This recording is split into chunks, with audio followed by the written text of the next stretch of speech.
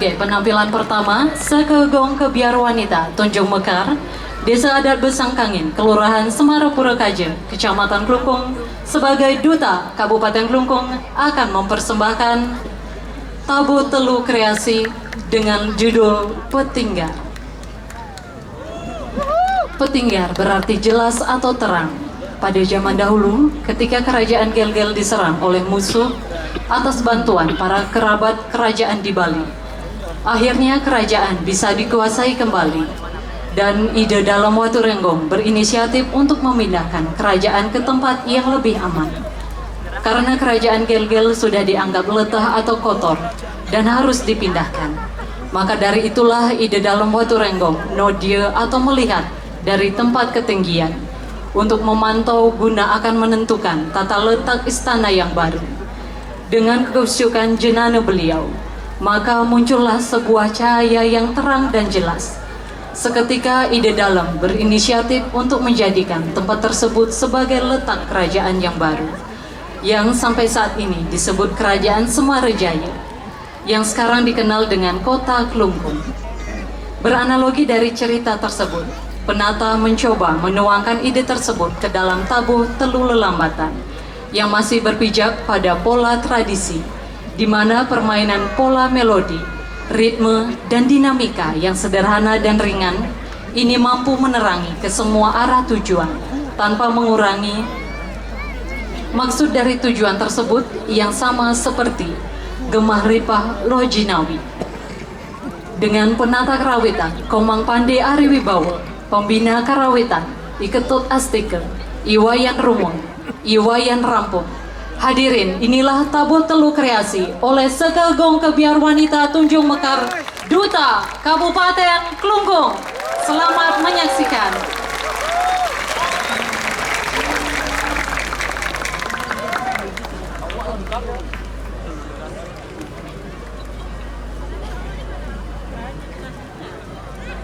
Di depan penai.